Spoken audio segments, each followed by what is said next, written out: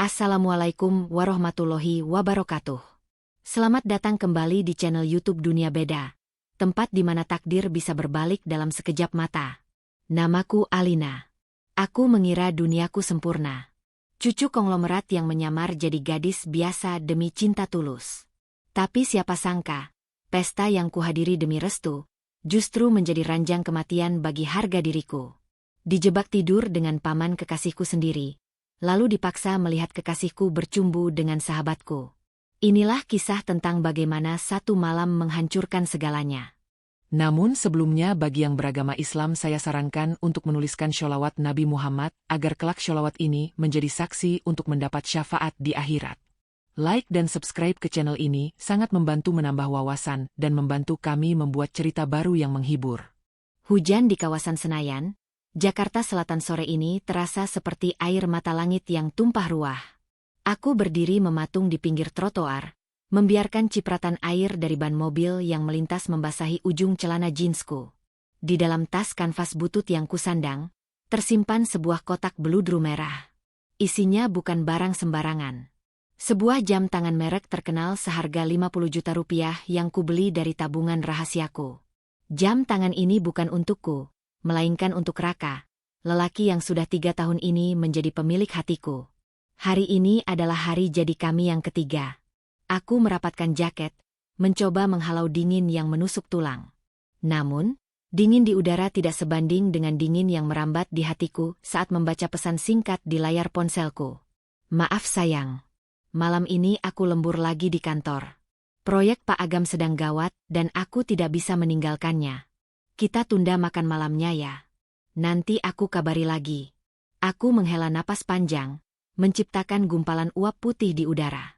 Ini sudah ketiga kalinya Raka membatalkan janji kencan kami bulan ini. Kecewa. Tentu saja hatiku kecewa.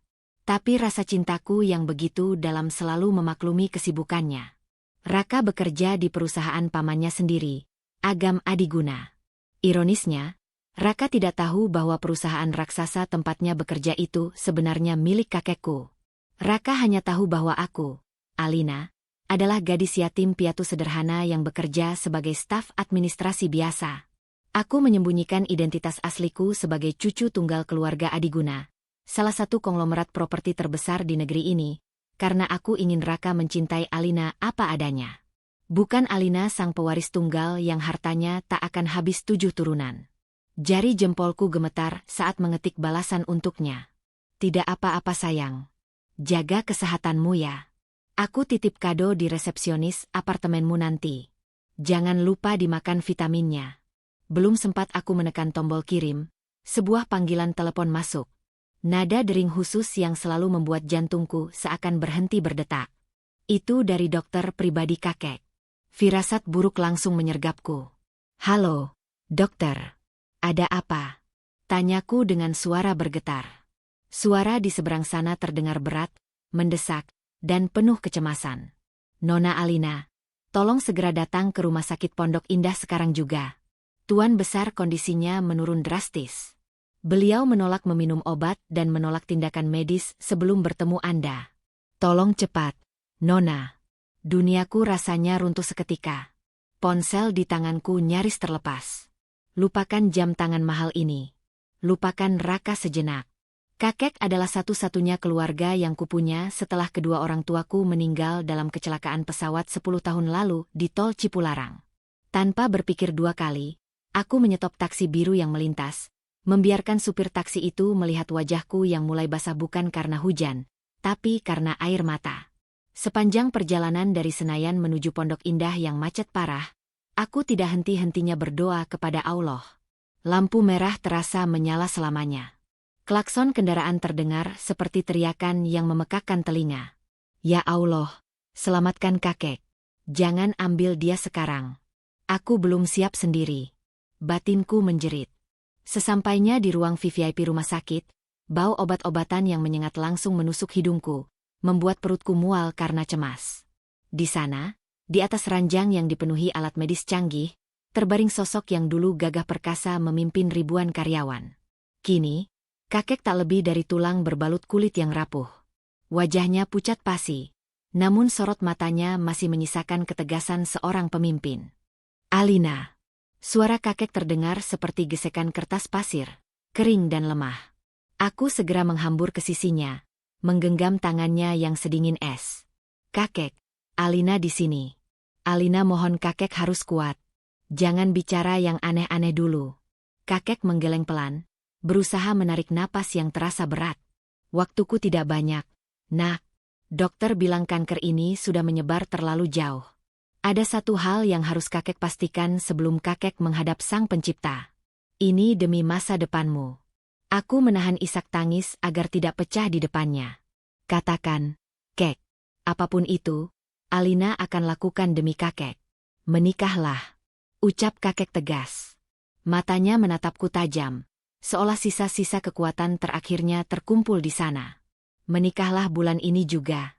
Jika kamu belum menikah saat kakek pergi, seluruh aset perusahaan, rumah, dan warisan keluarga Adiguna akan jatuh ke tangan Yayasan Amal sesuai hukum perusahaan yang lama. Kamu tidak akan memiliki kuasa apapun untuk melindungi jerih payah ayah dan ibumu.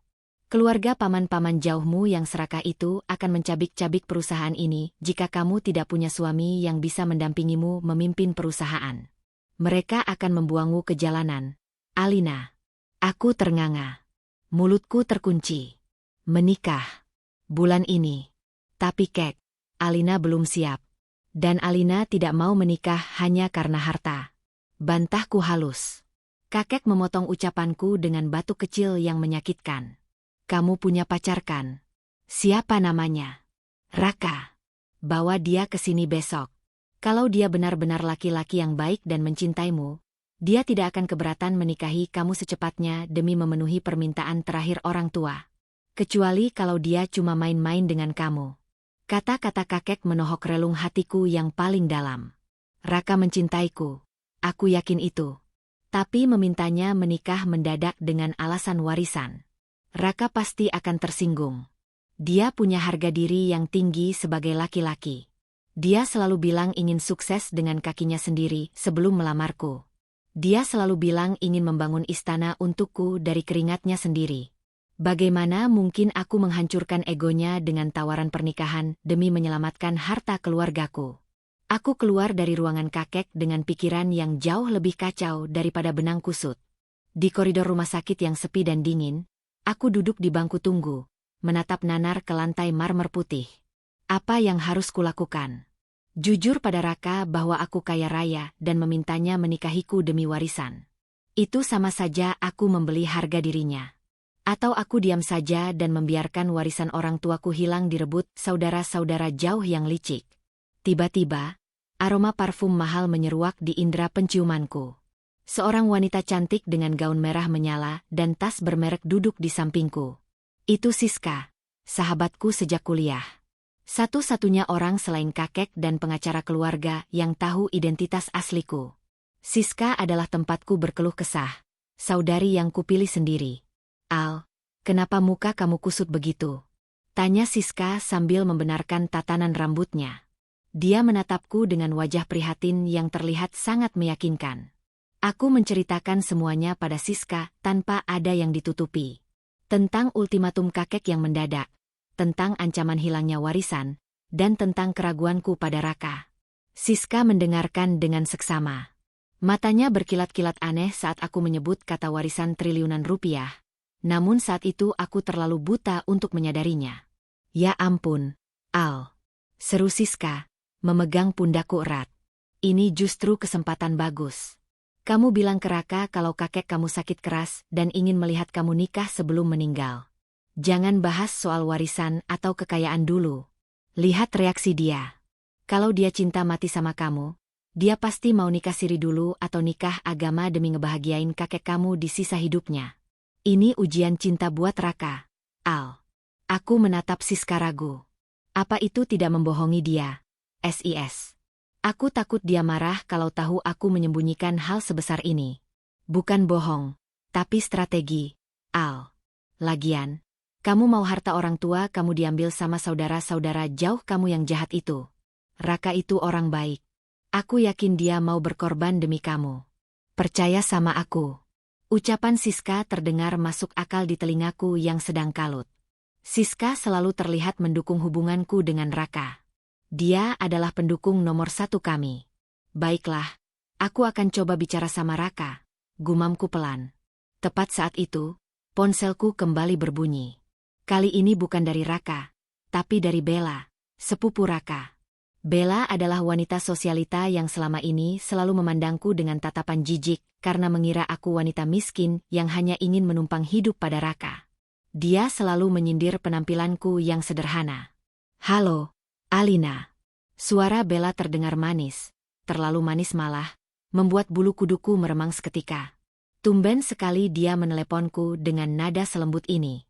"Ya, Bella. Ada apa?" tanyaku waspada.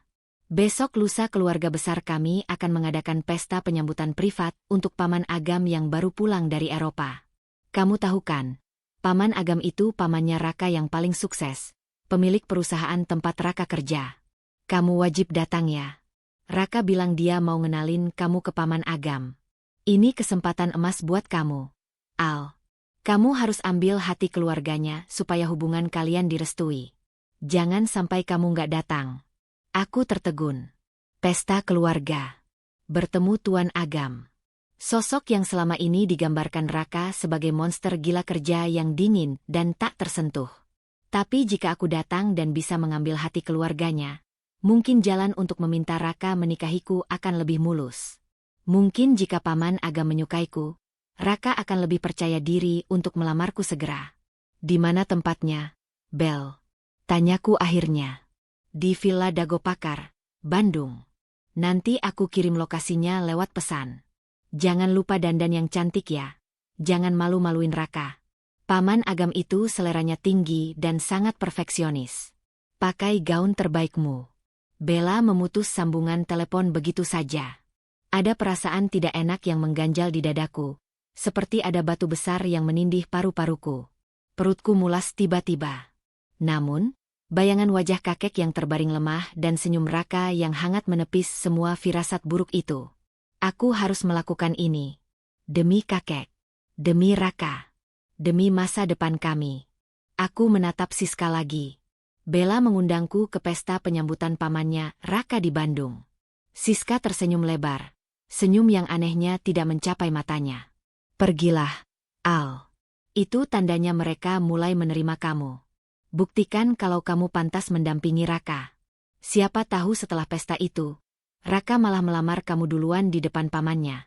Itu akan jadi momen paling romantis." Aku mengangguk pelan, mencoba menyerap energi positif yang diberikan Siska. Tanpa aku sadari sedikit pun, aku sedang berjalan menuju tepi jurang kehancuran. Undangan pesta itu bukanlah tiket menuju kebahagiaan seperti yang kuduga, melainkan pintu gerbang menuju neraka dunia yang akan mengubah hidupku selamanya. Malam itu, aku pulang ke kosan sederhanaku di daerah Jakarta Barat. Hujan masih turun rintik-rintik. Aku memeluk guling sambil menatap langit-langit kamar yang retak dan lembab. Aku membayangkan masa depan yang indah bersama Raka. Kami menikah, kakek sembuh, dan kami hidup bahagia selamanya. Aku tidak tahu, sungguh aku tidak tahu, bahwa di tempat lain, di sebuah klub malam mewah di kawasan Kemang, Bella sedang bersulang gelas anggur dengan seseorang. Mereka tertawa terbahak-bahak, merayakan rencana busuk yang telah mereka susun rapi untukku. Dan yang lebih menyakitkan, jika aku tahu siapa orang yang duduk bersama Bella malam itu, mungkin aku akan memilih mati saja daripada berangkat ke Bandung esok hari. Besok, aku akan berangkat ke Bandung. Menjemput takdir yang kupikir adalah restu. Padahal itu adalah petaka yang dibungkus kertas kado mewah.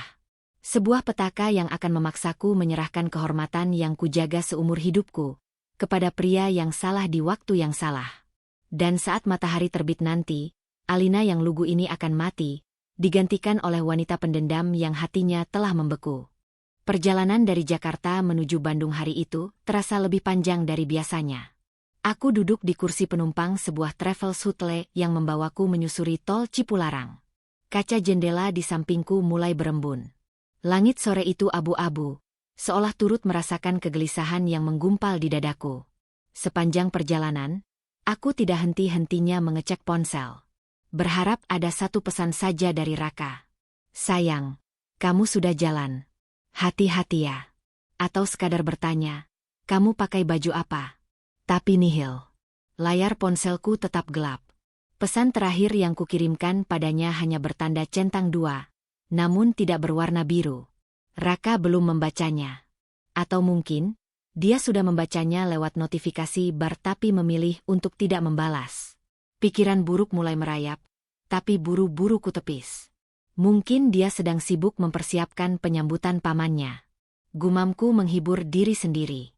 Travel yang kutumpangi akhirnya keluar di gerbang tol Pasteur. Lalu merayap perlahan menaiki jalanan Dago yang menanjak dan berkelok. Tujuannya adalah kawasan Dago Pakar, tempat di mana vila-vila mewah milik para konglomerat bersembunyi di balik rimbunnya pohon pinus. Sesampainya di depan gerbang vila, mulutku sedikit terbuka karena takjub. Ini bukan sekadar vila. Ini adalah istana modern yang berdiri angkuh di tebing bukit, menghadap langsung ke kerlap-kerlip lampu kota Bandung yang mulai menyala di kejauhan. Halaman depannya dipenuhi mobil-mobil sport mewah. Ada Ferrari merah, Porsche kuning, dan deretan sedan hitam mengkilap yang harganya mungkin bisa memberi makan satu kampung selama setahun. Aku turun dari travel dengan canggung. Sopir travel menatapku sebentar, lalu menatap gerbang mewah itu, seolah bertanya-tanya apakah gadis berpenampilan sederhana sepertiku tidak salah alamat. Aku meremas tali tas tanganku erat-erat. Malam ini, aku mengenakan gaun midi berwarna biru laut yang kubeli saat diskon akhir tahun. Sederhana, tapi sopan. Aku memoles sedikit make up agar tidak terlihat pucat. Dalam hati aku berdoa, semoga penampilan ini cukup pantas untuk bersanding di sebelah Raka di hadapan keluarga besarnya. Baru saja aku melangkah masuk ke halaman, suara sepatu hak tinggi beradu dengan aspal terdengar mendekat. Alina. Akhirnya sampai juga. Itu Bella. Dia terlihat sangat memukau dengan gaun malam berpayet emas yang memeluk tubuh rampingnya. Rambutnya disanggul rapi, dan di lehernya melingkar kalung berlian yang berkilauan ditimpa lampu taman. Kontras sekali dengan penampilanku. Dia menatapku dari ujung kaki sampai ujung kepala dengan senyum yang sulit diartikan. Hai, Belle. Maaf kalau aku telat macet banget tadi. Sapaku gugup. Raka mana ya? Bella tertawa kecil, lalu menggandeng tanganku dengan akrab. Terlalu akrab. Raka masih ada urusan sebentar di dalam. Sedang briefing sama staf keamanan buat kedatangan Paman Agam. Kamu tahu kan, Paman Agam itu perfeksionis banget. Segala sesuatu harus sempurna. Ayo masuk dulu. Jangan berdiri di sini kayak orang hilang. Bella menarikku masuk ke dalam ruang utama villa. Di dalam, suasana pesta sudah mulai terasa. Musik jazz lembut mengalun dari grand piano di sudut ruangan. Orang-orang berpakaian necis memegang gelas-gelas kristal, tertawa renyah membicarakan saham dan properti. Aku merasa seperti itik buruk rupa yang tersesat di tengah kawanan angsa. Aku menunduk, berusaha menyembunyikan wajahku, takut ada kolega bisnis kakek yang mengenaliku. Tapi untungnya, sepertinya ini pesta privat untuk lingkaran pertemanan Agam yang lebih muda. Sini, Al. Duduk dulu di sofa ini. Bella mendudukanku di sebuah sofa beludru merah marun di sudut yang agak sepi. Kamu pasti haus kan perjalanan jauh naik travel umum begitu. Bella menjentikan jarinya, memanggil seorang pelayan yang membawa nampan berisi minuman berwarna ungu pekat yang cantik. Ini koktail spesial racikan bartender pribadi Paman Agam. Namanya Midnight Lavender. Non-alkohol kok, tenang aja. Rasanya segar banget. Minumlah, biar kamu rileks. Nanti pas ketemu Paman Agam, kamu harus terlihat segar dan happy. Aku menatap gelas itu ragu. Terima kasih, Belle. Tapi aku nunggu Raka aja deh. Bella mendecakkan lidah, wajahnya berubah sedikit kesal namun segera ditutupinya dengan senyum manis lagi. Duh, Alina. Kamu ini mau menghargai tuan rumah nggak sih? Ini tradisi penyambutan di keluarga kami. Kalau kamu nolak minum ini, nanti dikira kamu sombong loh. Katanya mau ambil hati keluarga Raka. Kata-kata ambil hati keluarga Raka menjadi mantra yang meluluhkan kewaspadaanku. Aku tidak ingin merusak kesan pertama. Dengan tangan gemetar, aku mengambil gelas itu. Bismillah. Demi Raka. Batinku. Aku meneguk isinya. Rasanya manis, dengan sedikit rasa pahit di ujung lidah dan aroma bunga yang kuat. Segar memang. Nah, gitu dong. Pinter. Puji Bella. Matanya menatapku lekat-lekat saat aku menghabiskan minuman itu hingga tetes terakhir. Sekitar 15 menit berlalu. Aku masih duduk sendirian. Bella pamit sebentar untuk menyapa tamu lain. Aku mulai mengedarkan pandangan mencari Raka, tapi batang hidungnya tak juga nampak. Aneh. Bukankah ini pesta pamannya? Kenapa dia tidak menyambutku? Tiba-tiba, ruangan yang megah itu terasa berputar pelan. Lampu kristal di langit-langit tampak bergoyang, padahal tidak ada gempa. Udara AC yang dingin mendadak terasa panas menyengat kulitku. Keringat dingin mulai membasahi pelipisku. Aduh, kenapa kepalaku berat sekali? Keluhku sambil memijat kening. Pandanganku mulai kabur. Wajah-wajah para tamu terlihat seperti lukisan abstrak yang meleleh. Suara musik jazz terdengar berdengung jauh sekali, seperti suara dari dalam air. Aku mencoba berdiri, tapi kakiku lemas bukan main. Aku terhuyung dan hampir jatuh menabrak meja kaca jika saja sepasang tangan tidak menahanku. Alina. Ya ampun, kamu kenapa? Itu suara Bella. Tapi terdengar bergema dan menyeramkan di telingaku. Bel, tolong. Raka mana? Aku pusing banget. Racauku. Lidahku terasa keluh. Bella tersenyum. Senyum yang kali ini tidak disembunyikan lagi liciknya. Dia menopang tubuhku yang lunglai. Kamu kecapean itu, Al. Mabuk perjalanan pasti. Kasihan banget. Sini, aku antar ke kamar tamu buat istirahat. Nanti kalau Raka udah selesai urusannya, aku suruh dia nyusul kamu ke kamar. Aku hanya bisa menurut. Otakku sudah tidak bisa memproses bahaya.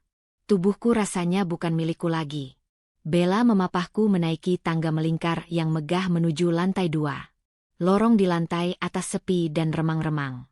Lantainya dilapisi karpet tebal yang meredam suara langkah kaki kami. Bella membuka sebuah pintu ganda yang besar di ujung lorong. Masuklah. Tidur di sini.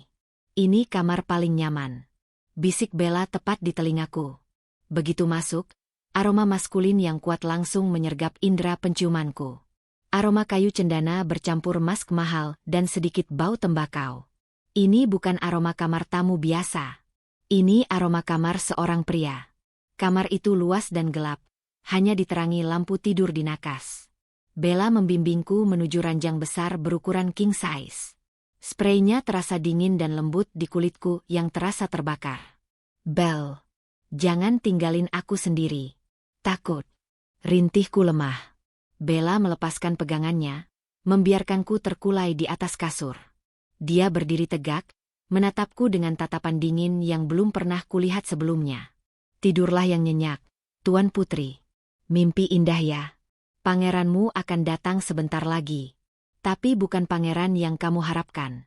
Setelah mengucapkan kalimat teka-teki itu, Bella berbalik dan melangkah keluar. Klik. Suara kunci diputar dari luar terdengar jelas. Aku panik. Sisa-sisa kesadaranku berteriak bahaya. Aku mencoba bangun, merangkak turun dari kasur untuk mengejar pintu. Tapi tubuhku menolak perintah otak. Aku jatuh terjerembab di karpet bulu yang tebal. Rasanya seperti ada batu berton-ton menindih punggungku. Panas. Tubuhku terasa panas sekali. Dadaku sesak. Aku meraba-raba saku clutchku, mencari ponsel. Dengan tangan gemetar hebat, aku mencoba menekan nomor Raka. Nomor yang Anda tuju sedang sibuk. Cobalah beberapa saat lagi. Air mataku menetes. Raka, kamu di mana? Aku butuh kamu. Kesadaranku semakin menipis. Pandanganku tinggal segaris cahaya. Saat itulah, aku mendengar suara pintu kamar mandi di sudut ruangan terbuka. Aku menoleh dengan sisa tenaga. Jantungku berhenti berdetak sesaat. Di sana, di ambang pintu kamar mandi, berdiri sesosok pria tinggi tegap. Dia hanya mengenakan handuk yang melilit di pinggangnya. Rambutnya basah, meneteskan air ke dada bidangnya yang kokoh. Wajahnya tidak terlihat jelas karena tertutup bayangan, tapi aura dominasi yang terpancar darinya begitu kuat dan menakutkan. Pria itu melangkah mendekat. Langkahnya tenang, seperti predator yang melihat mangsa yang sudah tidak berdaya terperangkap di sarangnya. Siapa kamu? Kenapa ada di kamarku? Suara bariton yang dalam dan dingin menggema di ruangan itu. Itu bukan suara Raka. Itu suara yang asing. Suara yang penuh kuasa. Aku ingin menjawab, ingin berteriak minta tolong. Tapi yang keluar dari mulutku hanya desahan lirih yang tak berarti. Pria itu kini berdiri tepat di depanku yang terkapar di lantai. Dia berjongkok, mengangkat daguku dengan jarinya yang kasar dan hangat. Matanya yang tajam bak elang menatapku dengan sorot yang sulit ditebak. Marah, bingung, atau bergairah. Hadiah dari siapa lagi ini? Gumamnya rendah, gelap. Hitam pekat menelan seluruh pandanganku. Kesadaranku hilang sepenuhnya, meninggalkan tubuhku yang tak berdaya di bawah tatapan sang penguasa villa. Malam terlarang itu pun dimulai, tanpa aku sadari bahwa saat aku membuka mata nanti, hidupku tak akan pernah sama lagi. Dan takdir telah menuliskan skenario paling kejam untukku. Sinar matahari pagi yang menembus celah gorden tebal itu terasa seperti silet yang mengiris kelopak mataku. Aku mengerjap perlahan, berharap semua yang kualami semalam hanyalah mimpi buruk akibat demam tinggi. Namun, rasa sakit yang menjalar di sekujur tubuhku, terutama di bagian bawah perutku, adalah realita yang menampar kesadaranku dengan sangat keras. Kepalaku berdenyut hebat, seolah ada ribuan jarum yang menusuk otakku. Aroma maskulin kayu cendana dan mask masih memenuhi rongga hidungku, bercampur dengan aroma anyir yang membuat perutku mual. Aku mencoba bergerak, namun tubuhku terasa remuk redam. Saat aku menyadari bahwa aku tidak mengenakan sehelai benang pun di balik selimut sutra tebal ini, jeritan tertahan lolos dari tenggorokanku. Mataku membelalak liar, menyapu sekeliling ruangan yang asing namun mewah ini. Pakaianku, gaun biru laut kesayanganku, tergeletak mengenaskan di lantai, robek di bagian bahu, bercampur dengan kemeja pria dan jas mahal yang semalam kulihat dipakai oleh pemilik villa ini. Ya Allah, apa yang terjadi? Apa yang sudah kulakukan? Air mata langsung membanjiri pipiku tanpa permisi. Ingatan samar-samar tentang malam jahanam itu berkelebat di kepalaku seperti potongan film rusak. Panas, napas berat, sentuhan kasar, dan suara bariton yang memanggilku dengan sebutan jalang kecil. Sudah bangun rupanya. Suara dingin itu membekukan darahku. Aku menoleh cepat ke arah sofa di sudut ruangan. Di sana, duduk seorang pria dengan kemeja putih yang lengan bajunya digulung hingga siku, menampilkan jam tangan mewah yang harganya mungkin bisa membeli harga diriku saat ini. Dia sedang menyesap kopi hitam dengan santai, seolah tidak ada kejadian besar yang baru saja menghancurkan hidup seseorang di ruangan ini. Tuan Agam, pamannya Raka. Dia menatapku bukan dengan rasa bersalah, melainkan dengan tatapan merendahkan yang setajam pisau bedah. Tatapan yang membuatku merasa kotor, hina, dan tidak berharga. Siapa yang menyuruhmu? Tanyanya datar, meletakkan cangkir kopinya ke meja marmer dengan bunyi berdenting yang nyaring di ruangan sunyi itu. Aku menarik selimut hingga menutupi dagu, tubuhku gemetar hebat karena tangis yang tak terbendung. Apa? Maksud Anda apa? Jangan pura-pura lugu. Suaranya meninggi 1 oktav, membuatku tersentak. Apakah Raka yang mengirimu ke sini? Atau kompetitor bisnisku?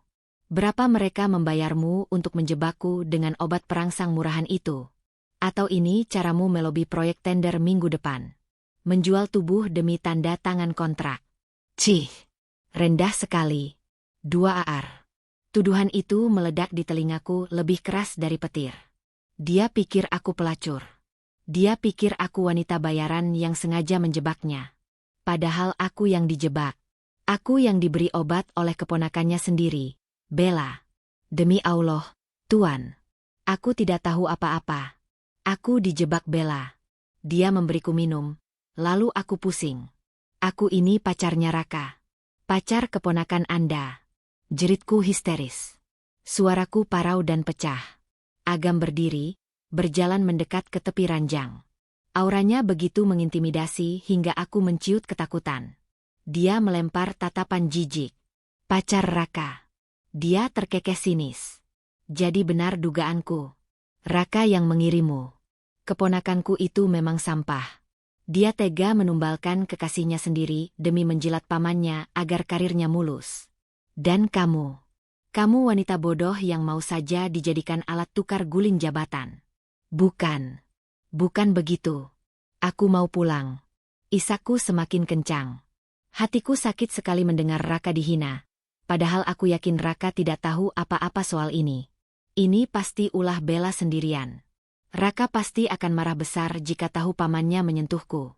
Agam mengambil dompet dari saku celananya, mengeluarkan beberapa lembar cek kosong dan melemparkannya ke wajahku. Kertas-kertas itu jatuh berserakan di atas selimut putih, seolah mengejek kemiskinanku. Isi sendiri nominalnya.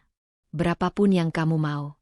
Anggap saja itu uang tutup mulut dan kompensasi atas servis yang cukup memuaskan semalam. Setelah ini, enyah dari hadapanku. Jangan pernah muncul lagi di depan keluargaku. Atau kurobek mulutmu jika berani membocorkan kejadian ini ke media. Aku menatap lembaran cek itu dengan nanar. Harga diriku diinjak-injak sampai rata dengan tanah. Dengan sisa tenaga dan kemarahan yang membara, aku memungut cek itu, meremasnya menjadi bola kertas, dan melemparnya balik ke dada bidang Agam. Aku bukan pelacur. Simpan uang haram Anda. Anda yang telah memperkosa saya. Anda iblis.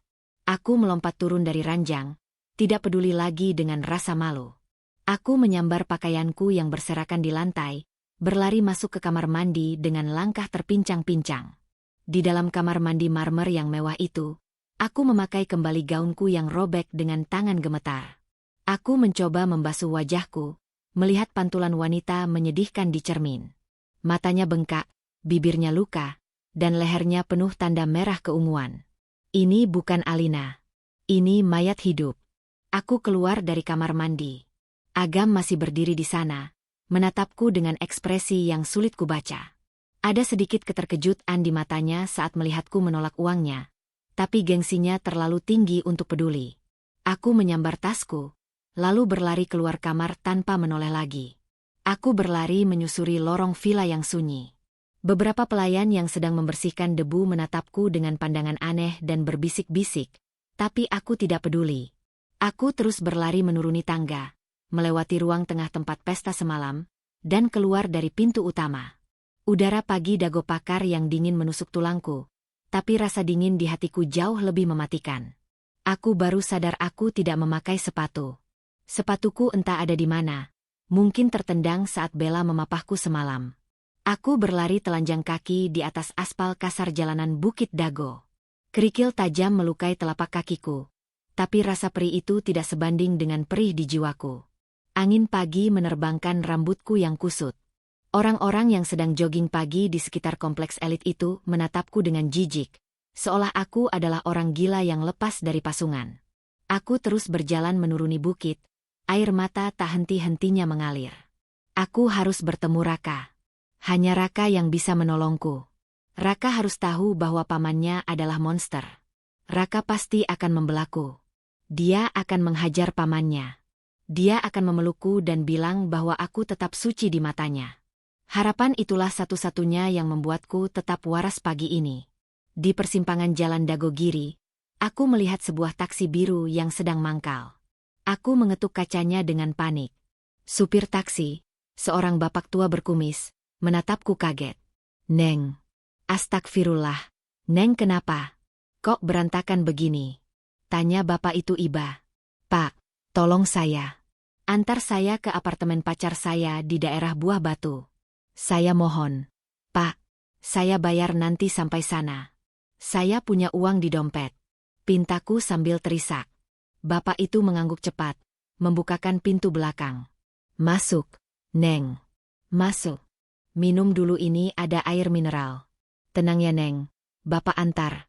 Di dalam taksi, aku meringkuk memeluk lutut. Aku mencoba membersihkan noda tanah di kakiku dengan tisu basah yang diberikan Pak Supir. Sepanjang perjalanan membelah kemacetan pagi kota Bandung, dari Dago menuju Jalan Layang Pasupati, lalu turun ke arah Buah Batu, pikiranku berkecamuk. Bagaimana aku menjelaskan ini pada Raka? Bagaimana kalau dia jijik padaku? Tidak. Alina, buang pikiran itu. Batin nuraniku berteriak. Raka mencintaimu tulus. Ingat kata-kata dia saat anniversary tahun lalu. Dia bilang dia mencintai jiwamu, bukan fisikmu. Kejadian ini bukan salahmu. Raka pasti mengerti kamu korban. Aku mengambil ponselku.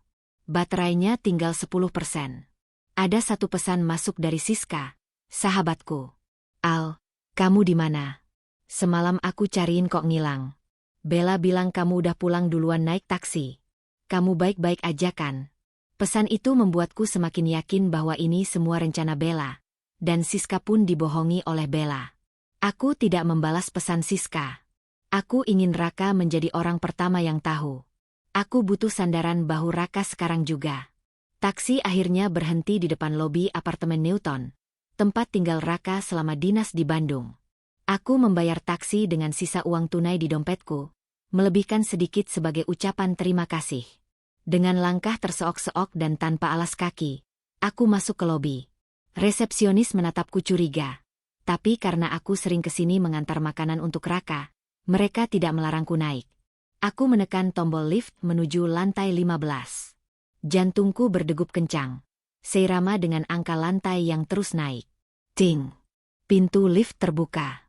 Aku melangkah menuju unit nomor 1505. Aku berdiri di depan pintu kayu berwarna coklat tua itu. Tanganku gemetar saat merogoh kunci cadangan yang pernah Raka berikan padaku dulu. Kunci ini adalah simbol kepercayaan Raka padaku. Aku menarik napas panjang, mencoba menahan tangis agar bisa bicara jelas nanti. Aku memasukkan kunci ke lubang pintu, memutarnya perlahan. Klik. Pintu terbuka sedikit. Tidak dikunci dari dalam. Aku hendak mendorong pintu dan memanggil nama Raka, ketika telingaku menangkap suara tawa dari dalam. Tawa yang sangat familiar. Tawa renyah seorang laki-laki, disusul tawa manja seorang perempuan. Hahaha. Kamu lihat nggak sih muka si Alina waktu video call kemarin? Polos banget kayak orang bego. Dia percaya aja aku lembur. Padahal aku lagi sibuk milih cincin berlian buat kamu. Sayang. Itu suara Raka. Darahku berhenti mengalir. Tanganku membeku di gagang pintu. Lalu terdengar suara wanita menjawab. Iya aku kadang kasihan sama dia. Dia itu tulus banget loh sama kamu. Kak. Tapi ya gimana dong? Dia miskin sih. Coba kalau dia kaya, mungkin kamu bakal mikir 2 kali buat selingkuh sama aku. Itu suara Siska. Sahabatku. Duniaku yang tadi pagi hancur karena Agam, kini meledak menjadi debu karena Raka. Kakiku lemas bagai jeli. Aku tidak jadi masuk. Aku hanya mengintip dari celah pintu yang sedikit terbuka. Di ruang tamu apartemen itu, aku melihat pemandangan yang lebih menyakitkan daripada perkosaan semalam. Raka, kekasih yang kubanggakan, sedang duduk di sofa sambil memangku Siska. Mereka berdua memakai bathrobe couple yang sama persis. Tangan Raka melingkar mesra di pinggang Siska, sementara tangan Siska menyuapkan potongan buah anggur ke mulut Raka. Sabar ya, sayang. Ucap Raka sambil mengunyah anggur. Sabar sedikit lagi. Begitu si Alina dapat warisan dari kakeknya yang bau tanah itu, kita bakal porotin hartanya pelan-pelan. Aku bakal nikahin dia, kuasai asetnya, terus aku ceraikan dia dan tendang dia ke jalanan. Setelah itu, kita bisa nikah dan hidup mewah di Eropa. Kamu mau kan nunggu sebentar lagi? Siska tertawa kecil, lalu mengecup pipi Raka. Mau dong sayang. Asal kamu janji jangan pernah sentuh dia. Aku jijik kalau kamu bekas dia. Tenang aja. Aku juga nggak nafsu sama cewek kampungan kayak dia. Paling nanti malam pertamanya aku kasih obat tidur biar dia nggak sadar. Terus aku rekayasa seolah-olah kita udah ngelakuin. Beres kan? Otakku jenius kan? Runtuh. Habis. Tidak ada lagi yang tersisa. Aku menutup mulutku dengan kedua tangan untuk menahan teriakan histeris yang siap meledak. Air mataku mengalir deras tanpa suara. Jadi selama ini, semuanya palsu. 3 tahun kebersamaan kami. Janji-janji manisnya. Persahabatanku dengan Siska. Semuanya hanya sandiwara busuk demi hartaku. Mereka tahu siapa aku sebenarnya. Mereka tahu soal warisan kakek. Dan mereka bersekongkol untuk menghancurkanku. Tiba-tiba aku merasa sangat bodoh. Sangat naif. Aku mundur perlahan-lahan, menjauh dari pintu neraka itu. Aku tidak jadi melabrak mereka. Untuk apa? Untuk dipermalukan lagi. Untuk ditertawakan oleh 2 manusia iblis itu. Kondisiku sekarang sangat menyedihkan. Kucel, bau, tanpa alas kaki, dan bekas dinodai orang lain. Jika aku masuk sekarang, Siska pasti akan semakin merasa menang. Tidak. Aku tidak akan membiarkan mereka melihatku hancur. Aku berbalik arah, berjalan gontai menuju tangga darurat. Di lorong tangga yang sepi dan gelap itu, aku merosot duduk di anak tangga beton yang dingin. Aku memeluk lututku erat-erat, membenamkan wajahku di sana, dan meraung sekeras-kerasnya. Suaraku menggema di lorong beton, memantulkan rasa sakit yang tak terperi. Ya Allah! Sakit sekali. Sakit. Kenapa engkau beri ujian seberat ini? Kakek sekarat. Kehormatanku dirampas pamannya. Dan kini, cintaku dikhianati oleh kekasih dan sahabatku sendiri. Apa salahku? Aku menangis sampai air mataku kering. Sampai tenggorokanku sakit. Sampai dadaku sesak kehabisan napas. Namun, di tengah kehancuran itu, tiba-tiba bayangan wajah kakek muncul di benakku. Wasiat kakek. Menikahlah dengan orang kepercayaanku. Dan bayangan wajah Tuan Agam yang angkuh juga muncul. Pria yang telah mengambil segalanya dariku semalam. Pria yang dibenci Raka. Pria yang ditakuti Raka. Perlahan, tangisku berhenti. Aku mengangkat wajahku. Mataku yang bengkak kini menatap kosong ke dinding beton. Namun, di balik kekosongan itu, ada api kecil yang mulai menyala. Api dendam. Jika Raka ingin bermain api demi harta, maka aku akan membakar mereka semua dengan neraka yang sesungguhnya. Aku bukan lagi Alina yang cengeng. Alina yang cengeng sudah mati di kamar villa tadi pagi. Ponselku bergetar lagi. Kali ini dari pengacara kakek. Nona Alina, mohon segera ke rumah sakit. Tuan besar kritis. Beliau ingin bertemu Anda untuk terakhir kalinya. Dan Tuan Agam juga sedang menuju ke sana. Tuan Agam. Sebuah rencana gila terlintas di benakku. Rencana yang akan mengikatku pada iblis, demi menghancurkan iblis lainnya. Aku menghapus sisa air mata di pipiku dengan kasar. Aku berdiri tegak, meski kakiku masih sakit. Tunggu aku, Raka. Tunggu aku, Siska. Kalian ingin hartaku. Kalian ingin warisanku. Baiklah, akan kuberikan. Tapi kalian harus membayarnya dengan darah dan air mata. Aku melangkah menuruni tangga darurat dengan tatapan nyalang. Tujuanmu sekarang cuma satu, rumah sakit. Aku akan menemui kakek. Dan aku akan menemui Tuan Agam.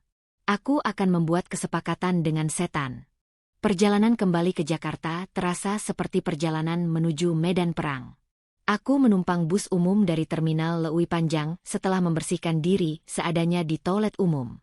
Aku membeli sandal jepit karet seharga Rp15.000 dan kaos oblong murah untuk mengganti gaun pestaku yang sudah tidak layak pakai. Penampilanku sungguh jauh dari kata pewaris konglomerat. Aku lebih mirip gelandangan yang baru saja lolos dari bencana alam. Sepanjang jalan tol Cipularang yang berkabut, aku tidak menangis lagi. Air mataku sudah habis diperas di tangga darurat apartemen Raka tadi. Kini, yang tersisa hanyalah kekosongan yang perlahan diisi oleh amarah yang membeku. Ponselku bergetar terus-menerus. Raka meneleponku 20 kali.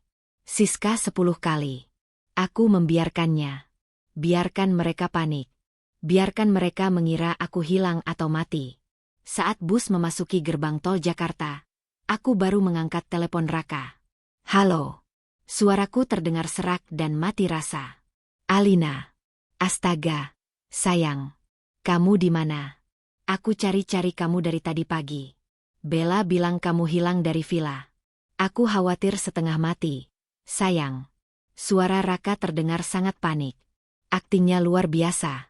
Jika aku tidak melihatnya bercumbu dengan Siska tadi pagi, mungkin aku akan lulu lantak mendengar suaranya yang seolah-olah penuh cinta itu. Aku di rumah sakit Pondok Indah. Jawabku singkat. Hah? Ngapain di sana? Kamu sakit. Kakek kritis. Datanglah sekarang kalau kamu memang pacarku. Aku mematikan telepon tanpa menunggu jawabannya. Aku tahu dia pasti akan datang. Bukan karena peduli pada kakek, tapi karena dia ingin memastikan sapi perahnya tidak lepas. Dia harus memainkan peran sebagai calon suami yang baik di depan keluarga besarku, agar jalan menuju warisan semakin mulus. Sesampainya di lobi rumah sakit Pondok Indah, suasana terasa mencekam. Beberapa mobil mewah berplat nomor cantik sudah berjajar di depan. Itu mobil milik paman dan bibi jauhku. Para saudara-saudara kakek yang selama ini tidak pernah peduli, tiba-tiba berkumpul seperti lalat mencium bau bangkai.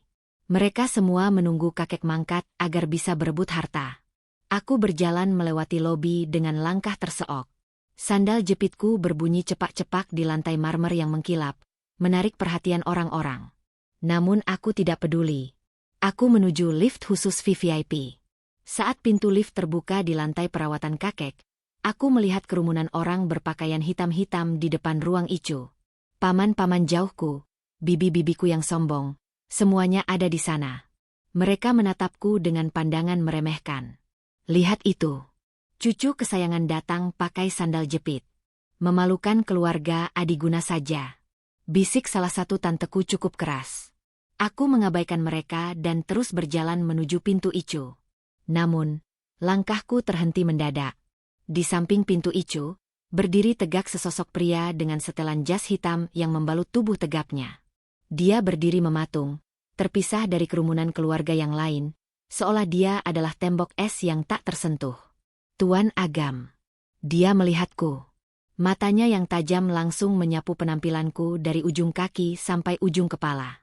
Tatapannya berhenti lama di leherku yang masih menyisakan bekas merah keunguan akibat perbuatannya semalam, lalu turun ke kakiku yang lecet-lecet. Ada kilatan emosi yang aneh di matanya. Terkejut, marah, atau mungkin rasa bersalah. Tapi sedetik kemudian, wajahnya kembali datar seperti topeng besi. Untuk apa Anda di sini? Desisnya pelan saat aku melewatinya. Suaranya rendah, hanya bisa didengar olehku. Masih belum puas dengan cek yang kuberikan tadi pagi. Mau memeras kakekmu juga dengan cerita sedihmu. Darahku mendidih. Dia masih mengira aku wanita bayaran. Dia tidak tahu bahwa pria tua yang sedang sekarat di dalam sana adalah kakek kandungku. Dan dia juga tidak tahu bahwa akulah pewaris sah dari perusahaan yang dipimpinnya. Minggir. Ucapku dingin, menatap matanya tanpa rasa takut sedikitpun. Urusan kita belum selesai, Tuan Agam. Tapi sekarang, ada nyawa yang lebih berharga daripada harga diri Anda yang setinggi langit itu. Agam tertegun. Mungkin dia tidak menyangka gadis yang tadi pagi menangis histeris di kakinya kini berani menatapnya dengan nyalang. Dia bergeser sedikit, memberiku jalan. Saat aku membuka pintu icu, aroma kematian sudah terasa pekat.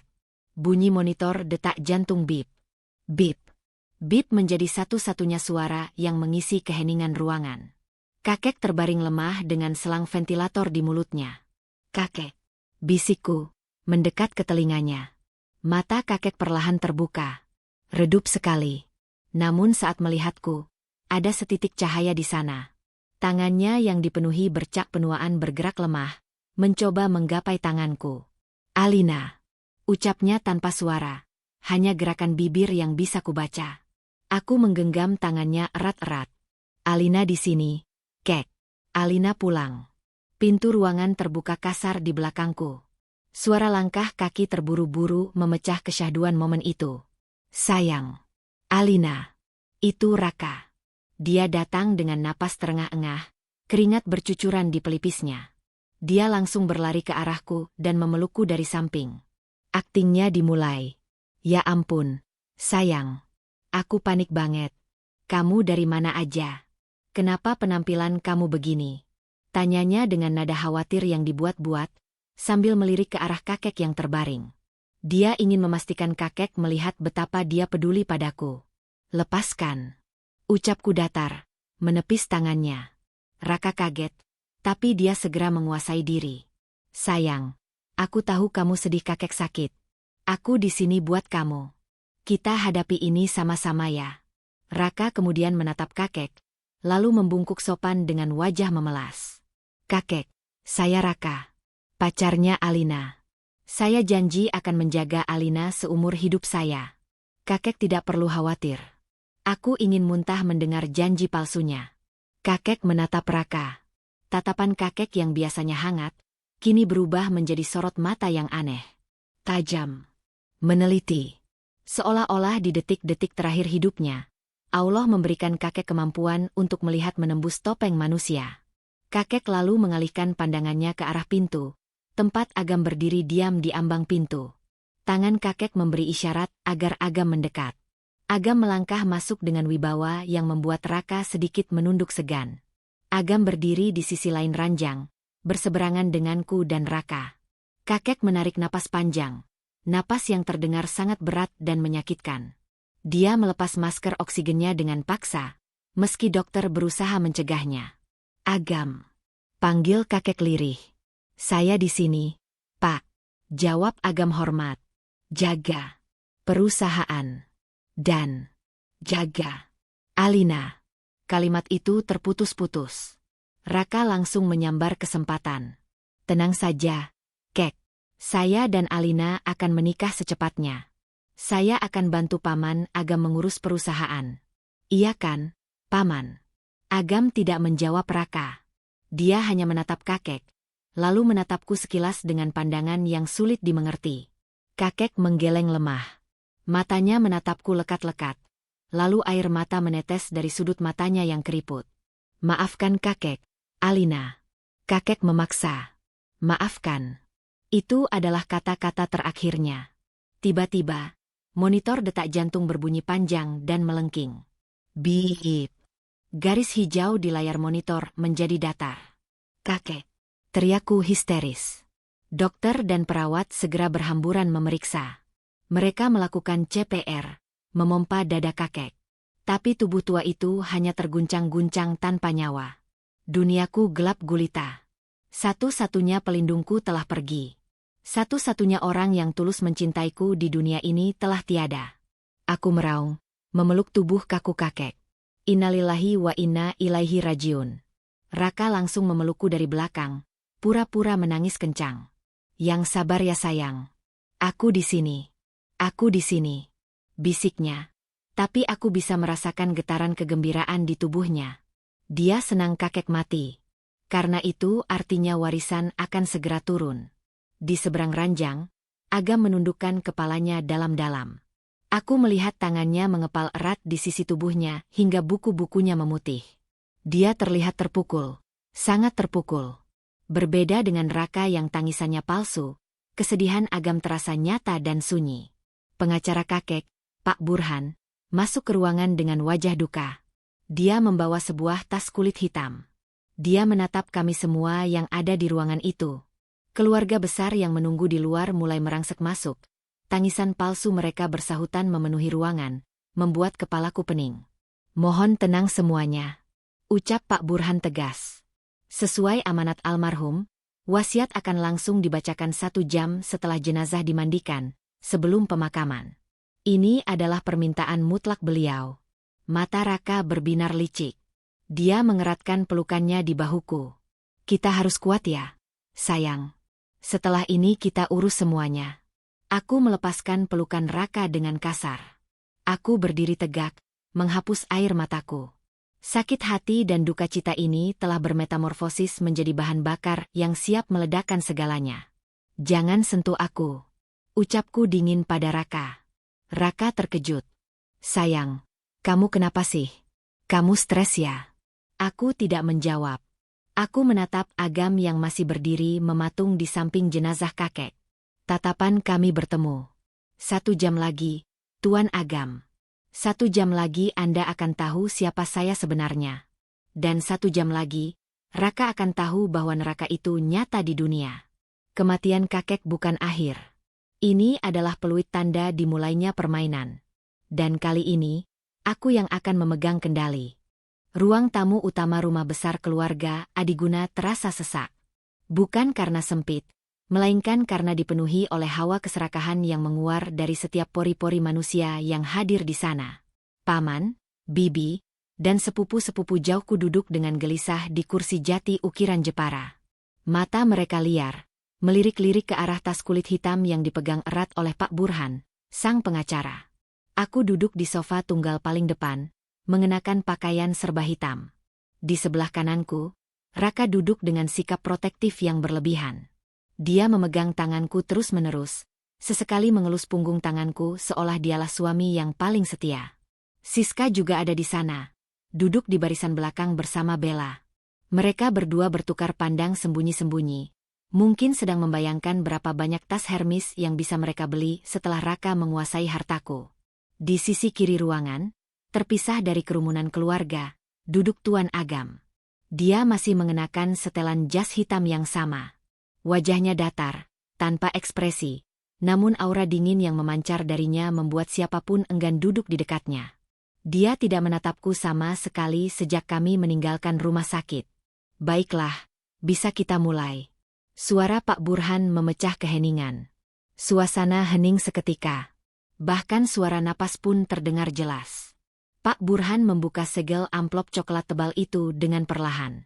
Bunyi sobekan kertas terdengar begitu nyaring di telingaku, seolah menyobek takdirku menjadi dua bagian, masa lalu dan masa depan. Saya, Haryo Adiguna, dalam keadaan sadar dan sehat akal, menyatakan pembagian harta warisan saya sebagai berikut. Pak Burhan mulai membacakan daftar aset. Tanah berhektar-hektar di Kalimantan, hotel bintang 5 di Bali, saham mayoritas di Adiguna Group, hingga koleksi mobil antik. Nilainya fantastis. Triliunan rupiah. Mata keluarga besar kakek terbelalak. Raka meremas tanganku semakin kencang. Tangannya berkeringat. Aku bisa merasakan detak nadinya yang memburu karena kegirangan. Seluruh harta kekayaan tersebut, tanpa terkecuali. Lanjut Pak Burhan dengan penekanan pada setiap kata. Saya wariskan sepenuhnya kepada cucu tunggal saya, Alina Adiguna. Ruangan itu meledak dengan suara gaduh. Apa? Tidak mungkin. Itu tidak adil. Kami juga keluarga. Alina kan cuma anak ingusan. Mana bisa dia urus perusahaan? Raka tersenyum lebar. Dia berbisik di telingaku. Alhamdulillah, sayang. Kamu kaya raya. Masa depan kita cerah. Tapi tunggu. Pak Burhan mengangkat tangannya. Ada syarat mutlak yang harus dipenuhi. Hening lagi. Alina Adiguna baru bisa mencairkan dan memiliki hak penuh atas seluruh warisan tersebut. Jika dan hanya jika, dia menikah secara sah di mata agama dan negara dalam waktu 1x24 jam setelah saya dimakamkan. Raka langsung berdiri, wajahnya berseri-seri. Saya siap. Saya siap menikahi Alina sekarang juga. Pak pengacara. Kebetulan penghulu sudah saya hubungi untuk jaga-jaga. Pak Burhan menatap Raka dari balik kacamatanya yang tebal. Maaf, Saudara Raka. Anda siapa? Saya pacarnya Alina. Pak, calon suaminya. Jawab Raka percaya diri. Pak Burhan menggeleng pelan, lalu kembali membaca kertas di tangannya. Di sini tertulis jelas nama calon suami yang dikehendaki oleh almarhum. Almarhum tidak mempercayakan cucunya kepada sembarang orang. Calon suami yang dipilih almarhum adalah satu-satunya orang yang mampu melindungi Alina dan memimpin perusahaan Adiguna Group. Jantungku berdegup kencang. Aku tahu nama siapa yang akan disebut. Dan saat nama itu disebut, duniaku akan jungkir balik. Nama calon suami tersebut adalah Agam Prasetya. Anak angkat sekaligus orang kepercayaan saya. 2AR. Seperti ada bom atom yang meledak di tengah ruangan. Raka ternganga lebar. Rahangnya nyaris jatuh ke lantai. Wajahnya yang tadi merah merona karena bahagia, kini pucat pasi seputih kain kafan. Dia menoleh patah-patah ke arah pamannya. Paman. Agam. Teriak Raka tak percaya. Siska dan Bella di belakang sana menutup mulut mereka karena syok. Agam perlahan mengangkat wajahnya. Dia sama terkejutnya dengan Raka. Matanya menatap Pak Burhan dengan tajam. Apa-apaan ini, Pak Burhan? Bapak bercanda. Alina itu pacar keponakan saya. Ini wasiat mutlak, Tuan Agam. Jawab Pak Burhan tenang. Jika Alina menolak menikah dengan Tuan Agam, atau jika Tuan Agam menolak menikahi Alina, maka seluruh harta warisan akan disumbangkan ke panti sosial, dan perusahaan akan dijual ke pihak asing. Keluarga Adiguna tidak akan mendapat sepeser pun. Keadaan menjadi kacau balau. Tante-tanteku mulai menangis histeris karena terancam miskin. Paman-pamanku berteriak memaki Pak Burhan. Raka mencengkeram bahuku kasar, mengguncang tubuhku. Sayang, kamu tolakkan. Ini gila. Kamu nggak mungkin nikah sama paman aku sendiri. Kita saling cintakan, Al. Kamu bilang sama Pak Burhan kalau kamu mau nikah sama aku, bukan sama si tua bangka agam ini. Aku menatap Raka. Tatapan matanya penuh ketakutan. Bukan takut kehilangan cintaku, tapi takut kehilangan akses ke mesin ATM berjalannya. Aku melepaskan cengkeraman tangan Raka perlahan. Aku berdiri. Semua mata tertuju padaku. Gadis yang biasanya diam dan penurut itu, kini berdiri tegak di tengah badai. Aku berjalan pelan menuju tempat duduk Agam. Setiap langkah kakiku terasa berat, namun penuh keyakinan. Aku berdiri tepat di hadapan pria yang semalam telah merenggut segalanya dariku. Pria yang kini menatapku dengan campuran rasa bingung dan waspada. Tuan Agam. Panggilku pelan tapi tegas. Agam mendongak menatapku. Kenapa? Kamu mau memaki saya? Mau menampar saya di depan umum? Tidak. Jawabku. Aku mengulurkan tanganku padanya. Mari kita menikah. Keheningan di ruangan itu begitu mencekam hingga suara jarum jatuh pun mungkin akan terdengar seperti ledakan. Raka berteriak histeris. Alina, kamu gila. Dia paman aku. Alina, kamu tidur sama keponakannya, terus nikah sama pamannya. Di mana otak kamu? Aku menoleh ke arah Raka.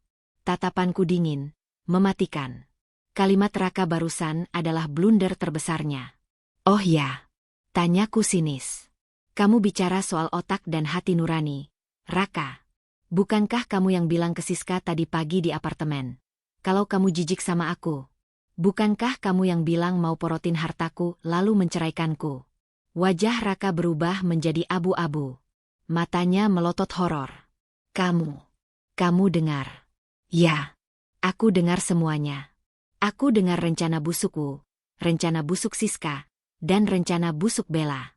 Aku beralih menatap Siska yang kini gemetar ketakutan di pojokan. Dan kamu, Siska.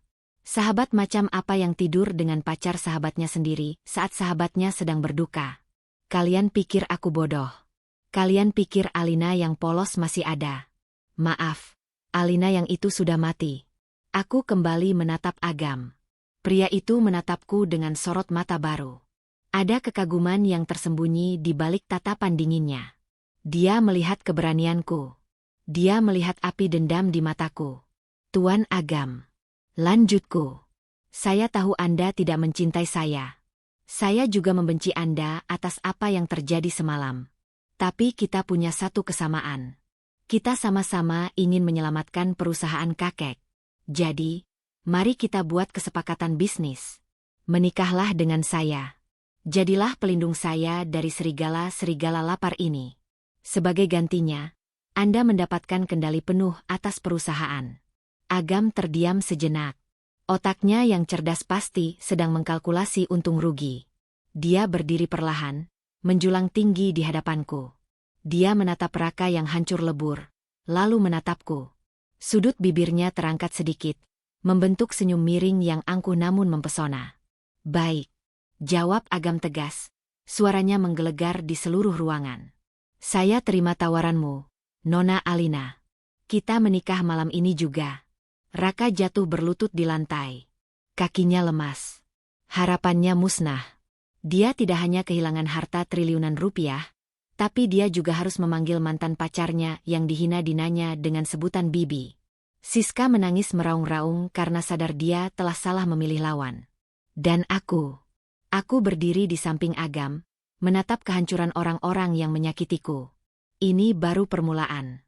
Pernikahan ini mungkin adalah neraka bagiku, tapi aku akan pastikan, bagi Raka dan Siska, ini akan menjadi neraka yang jauh lebih panas. Selamat datang di nerakamu, Raka. Batin aku berbisik kejam. Ruang tamu yang tadi sore penuh dengan teriakan serakah, kini berubah senyap bagai kuburan. Hanya suara Pak Penghulu yang menggema, melafalkan ayat-ayat suci pernikahan yang seharusnya terdengar indah, namun malam ini terdengar seperti vonis hukuman mati bagi sebagian orang yang hadir di sana. Saya terima nikah dan kawinnya Alina Adiguna binti almarhum Haryo, Adiguna dengan mas kawin tersebut dibayar tunai. Suara Agam terdengar lantang dan tegas. Tidak ada keraguan sedikitpun dalam satu tarikan napasnya. Jabat tangannya dengan wali hakim begitu kuat, seolah dia sedang menandatangani kontrak akuisisi perusahaan raksasa, bukan sedang mengikat janji suci dengan wanita yang baru saja dia hancurkan semalam. Sah? Tanya penghulu. Sah, jawab para saksi serempak. Alhamdulillah. Aku menunduk, menatap jari manisku yang kini dilingkari cincin emas putih bermata berlian. Cincin yang diambil Agam dari brankas pribadinya secara mendadak. Dingin. Rasanya dingin sekali. Tidak ada getaran cinta, tidak ada air mata haru. Yang ada hanya kekosongan yang perlahan dipenuhi oleh tekad baja. Mulai detik ini, aku bukan lagi Alina si yatim piatu yang lemah.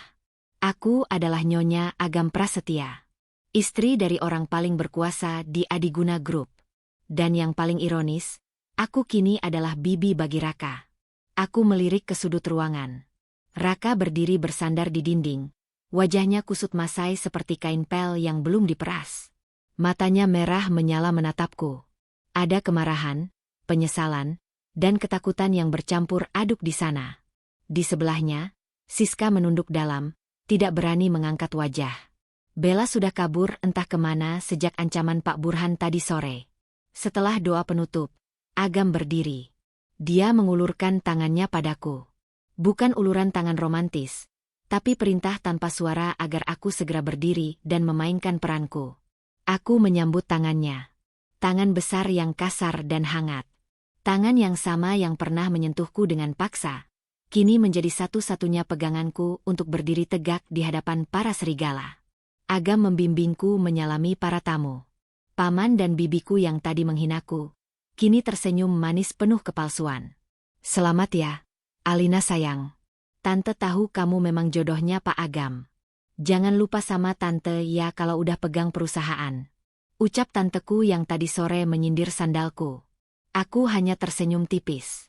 Senyum yang tidak mencapai mata. Tentu, tante. Aku tidak akan pernah lupa siapa saja yang tertawa saat aku menangis. Lalu giliran Raka. Raka maju selangkah dengan kaki gemetar. Dia harus menyalami kami. Dia harus menyalami pamannya yang kini menjadi suamiku. Selamat, Paman. Suara Raka tercekat, seperti ada duri di tenggorokannya. Agam menatap Raka dengan tatapan membunuh. Dia mencengkeram tangan Raka saat bersalaman, begitu kuat hingga aku bisa melihat Raka meringis kesakitan. Terima kasih, Raka. Ucap Agam datar, namun penuh intimidasi. Mulai sekarang, panggil Alina dengan sebutan Bibi. Tunjukkan sopan santunmu pada istri paman. Wajah Raka memerah padam. Urat lehernya menonjol. Dia menatapku, matanya memohon. Alina. Bibi.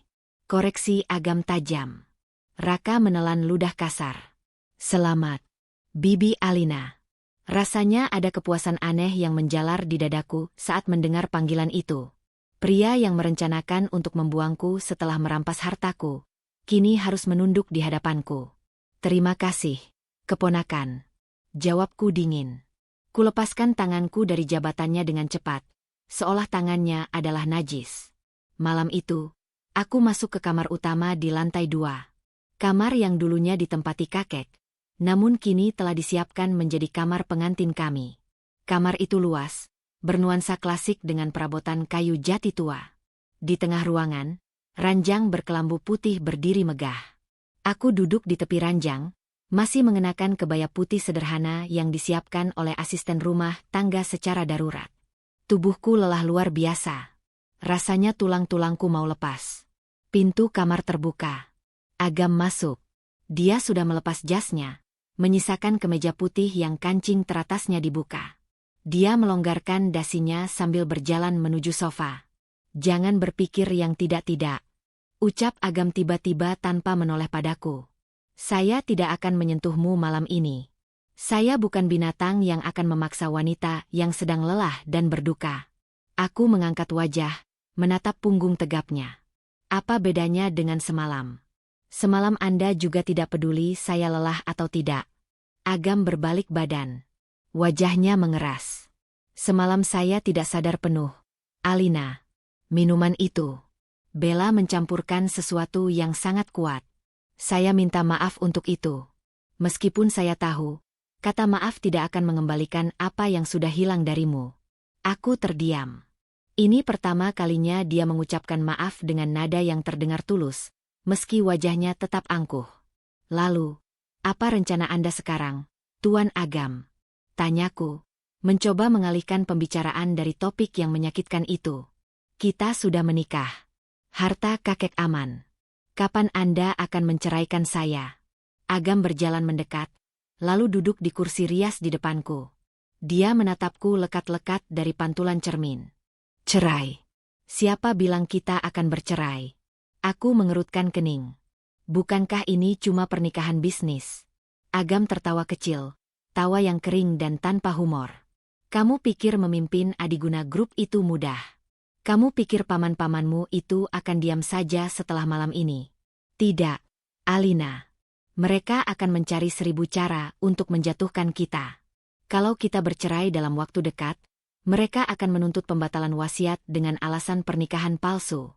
Kita harus tetap menikah setidaknya sampai posisi kita kuat. Mungkin 1 tahun. Mungkin 2 tahun. Atau mungkin selamanya. Selamanya. Kataku tercekat. Kenapa? Kamu masih berharap balikan sama Raka? Sindir Agam tajam. Jangan sebut nama pengkhianat itu. Desisku marah. Bagus. Agam bangkit berdiri. Dengar, Alina. Di luar sana, di depan publik, kita adalah pasangan suami istri yang bahagia. Di dalam kamar ini, kita adalah mitra bisnis. Saya akan mengajari kamu cara memimpin perusahaan, cara menghadapi orang-orang munafik seperti Raka dan keluargamu. Saya akan membuatmu menjadi ratu yang sesungguhnya, bukan sekadar pewaris boneka. Sebagai gantinya, kamu harus patuh pada skenario saya. Sepakat. Aku menatap mata elang itu. Ada tawaran perlindungan di sana. Perlindungan yang kubutuhkan untuk menghancurkan Raka dan Siska sampai ke akar-akarnya. Sepakat. Jawabku mantap. Tapi ada satu syarat. Apa? Bantu saya menghancurkan Raka dan Siska. Buat mereka menderita perlahan-lahan. Ambil semua fasilitas Raka di kantor. Buat dia merangkak dari nol. Agam tersenyum miring. Senyum iblis yang menawan. Tanpa kamu minta pun, saya sudah menyiapkannya. Besok pagi, pertunjukan sesungguhnya akan dimulai. Tidurlah. Kamu butuh tenaga untuk melihat wajah Raka yang memelas besok di meja makan. Agam mengambil bantal dan selimut, lalu berbaring di sofa panjang. Dia memunggungiku. Aku mematikan lampu utama, menyisakan lampu tidur yang remang-remang. Aku berbaring di ranjang besar itu sendirian. Mataku menatap langit-langit.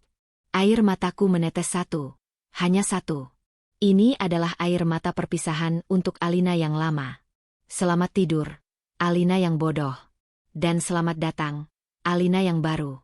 Pagi harinya, suasana di ruang makan terasa sangat canggung. Meja makan panjang itu berisi paman-paman dan bibi-bibiku yang menginap karena alasan menemani jenazah kakek yang baru akan dimakamkan siang nanti. Aku turun tangga bersama Agam.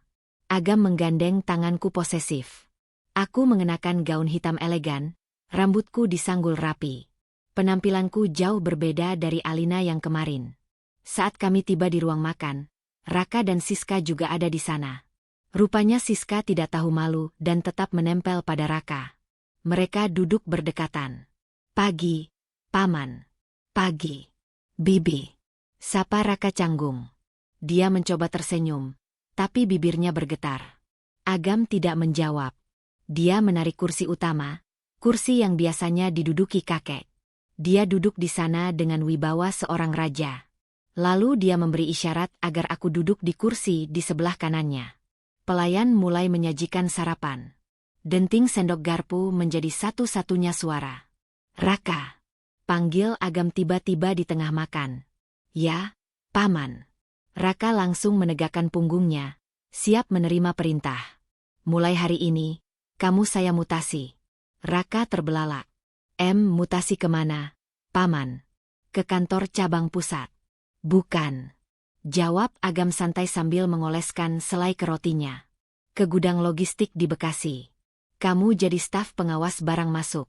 Fasilitas mobil dinas dan apartemen kamu ditarik mulai hari ini. Kembalikan kuncinya pada sekretaris saya nanti siang. Uhuk. Raka tersedak kopinya. Wajahnya merah padam. Siska melongo. Garpu di tangannya jatuh berdenting ke piring. Paman. Jangan bercanda. Saya kan manajer pemasaran. Masa jadi staf gudang? Itu turun jabatan drastis namanya. Ini tidak adil.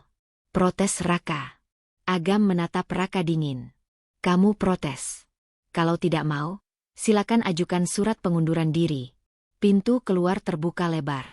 Tapi ingat, kalau kamu keluar dari Adiguna Group, saya pastikan tidak ada satupun perusahaan di negara ini yang mau menerima pengkhianat seperti kamu. Saya akan blacklist nama kamu di seluruh asosiasi HRD. Raka mematung. Ancaman Agam bukan main-main. Agam punya kuasa untuk mematikan karir seseorang dalam sekejap. Dan kamu, Siska. Ucapku tiba-tiba. Semua mata beralih padaku. Aku tersenyum manis pada sahabatku itu.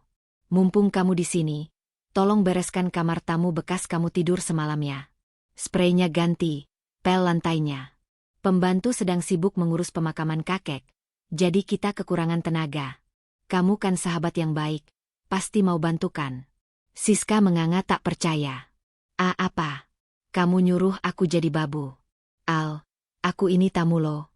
Oh, aku kira kamu kesini mau melamar kerja jadi cleaning service. Soalnya setahu aku, kamu nggak punya pekerjaan tetap kan selain morotin pacar orang. Sindirku tajam. Bibi-bibiku menahan tawa. Mereka memang serakah, tapi mereka juga senang melihat drama. Siska mengepalkan tangannya, wajahnya merah padam karena malu. Dia menatap Raka, meminta pembelaan. Tapi Raka hanya diam menunduk, sibuk dengan nasibnya sendiri yang di ujung tanduk. Lakukan saja, Siska. Desis Raka pelan pada Siska. Jangan bikin ribut. Posisi aku lagi gawat. Air mata Siska jatuh. Dia berdiri kasar, membanting serbetnya, lalu pergi menuju dapur dengan kaki dihentak-hentakan. Aku menatap Agam. Agam mengedipkan sebelah matanya padaku dengan cepat. Sangat cepat hingga hampir tak terlihat. Permainan dimulai. Namun, di tengah kepuasan itu, tiba-tiba ponsel Agam berdering. Dia mengangkatnya, mendengarkan sebentar, lalu wajahnya berubah tegang. Rahangnya mengeras. Baik. Saya segera ke sana. Agam menutup telepon, lalu menatapku dengan sorot mata yang sulit kuartikan. Ada kekhawatiran di sana. Ada masalah di pemakaman. Polisi datang. Mereka mau menahan jenazah kakek untuk diotopsi. Kenapa? Tanyaku panik. Kakek meninggal karena sakit kan? Ada laporan masuk ke polisi pagi ini. Laporan anonim yang mengatakan bahwa kakek meninggal bukan karena sakit, tapi karena diracun. Dan pelapornya menuduh kamu, Alina, sebagai pelakunya demi mempercepat warisan turun. Duniaku berguncang lagi. Aku menatap Raka. Raka sedang tersenyum tipis sambil meminum kopinya. Senyum licik yang penuh kemenangan. Raka. Suara sirine mobil polisi yang meraung-raung di halaman depan memecah keheningan pagi itu, seolah menyahut-nyahut memanggil namaku untuk diseret ke neraka. Jantungku berdegup kencang, memukul-mukul rongga dada. Aku menatap Agam dengan pandangan bertanya, namun wajah suamiku itu keras membatu, rahangnya terkatup rapat menahan amarah. Di ujung meja makan, Raka tersenyum tipis. Sangat tipis. Senyum kemenangan seorang pecundang yang merasa mendapat kartu as di detik terakhir. Dia perlahan berdiri, memasang wajah sedih yang dibuat-buat, lalu berjalan menghampiri polisi yang baru saja masuk ke ruang tengah. Pak polisi, tolong, tangkap wanita ini. Seru Raka sambil menunjuk wajahku dengan telunjuknya yang gemetar. Dia tega meracuni kakek kandungnya sendiri. Saya saksinya. Pak, saya sering mendengar dia mengeluh ingin kakeknya cepat mati supaya warisannya cair. Darahku mendidih sampai ke ubun-ubun. Fitnah macam apa ini? Raka benar-benar iblis berwajah manusia. Bohong. Itu fitnah. Teriakku lantang, meski suaraku bergetar. Kakek meninggal karena kanker. Dokter saksinya. Polisi itu, seorang pria tegap dengan wajah kaku, menatapku tajam. Kami menerima laporan disertai bukti rekaman suara yang diduga suara Anda, Nona Alina, sedang membeli racun sianida dari seseorang. Kami harus membawa Anda ke kantor polisi sekarang juga untuk dimintai keterangan. Dan jenazah korban akan kami autopsi. Bukti rekaman. Kapan aku membeli racun? Aku bahkan tidak tahu bentuk sianida seperti apa. Raka tersenyum miring ke arahku. Sudahlah, Bibi Alina. Mengaku saja. Kamu panik kan karena kakek mengancam membatalkan warisan kalau kamu tidak nikah. Makanya kamu bunuh kakek sebelum dia merubah wasiatnya. Jahat sekali kamu, Al. Padahal aku sangat mencintaimu. Siska yang berdiri di pojok ruangan ikut memanas-manasi. Iya Pak Polisi. Alina memang ambisius banget sama uang. Saya sahabatnya. Saya tahu betul sifat aslinya. Dunia rasanya berputar. Tangan polisi itu mulai mengeluarkan borgol perak yang berkilau mengerikan. Paman dan bibiku yang lain hanya diam menonton. Mata mereka berbinar-binar. Jika aku ditangkap dan terbukti membunuh, hak warisku gugur. Harta itu akan jatuh ke tangan mereka. Mereka semua bersekongkol dalam diam. Borgol dingin itu hampir menyentuh pergelangan tanganku, ketika sebuah tangan besar menepisnya dengan kasar. Prang! Borgol itu jatuh ke lantai marmer. Tuan Agam berdiri di depanku, menjadikan tubuh tegapnya sebagai tameng hidup.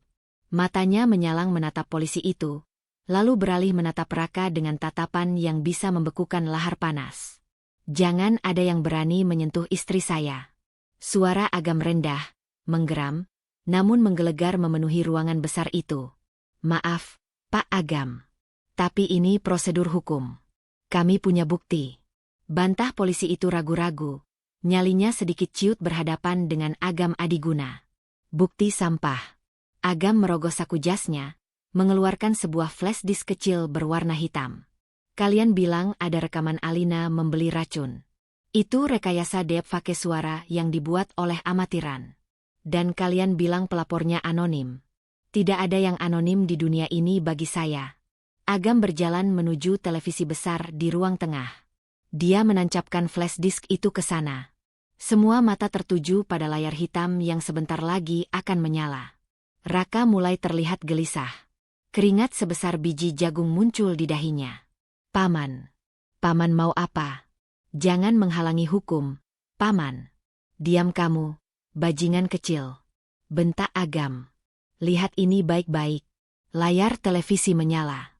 Bukan rekaman CCTV, melainkan sebuah video testimoni. Wajah kakek muncul di sana. Wajah kakek seminggu sebelum meninggal, masih terlihat agak segar. Duduk di kursi rodanya di ruang kerja. Di sampingnya berdiri Pak Burhan, pengacara keluarga. Video itu mulai bersuara. Assalamualaikum. Jika kalian menonton video ini, berarti saya sudah tiada. Dan jika video ini diputar, berarti ketakutan terbesar saya terjadi. Ada yang mencoba memfitnah Alina. Napas semua orang di ruangan itu tercekat. Raka mundur selangkah, wajahnya pucat pasi seputih tembok. Kakek di layar melanjutkan, matanya menatap tajam ke kamera. Saya tahu, ada serigala berbulu domba di dekat Alina. Raka. Ya, kamu, Raka. Saya tahu kamu memalsukan laporan keuangan divisi pemasaran untuk berjudi online. Saya tahu kamu berselingkuh dengan Siska di belakang Alina. Dan saya tahu, kamu berencana menuduh Alina membunuh saya jika wasiat tidak berpihak padamu. Raka gemetar hebat. Kakinya lemas. Siska menutup mulutnya menahan jeritan. Saya, Haryo Adiguna, menyatakan bahwa kematian saya adalah murni karena penyakit. Dan saya memiliki bukti rekaman suara Raka yang merencanakan skenario fitnah ini di ruang kerjanya sendiri. Saya memasang penyadap di sana sejak bulan lalu. Video berganti. Kini terdengar suara rekaman audio yang sangat jernih. Suara Raka dan Siska.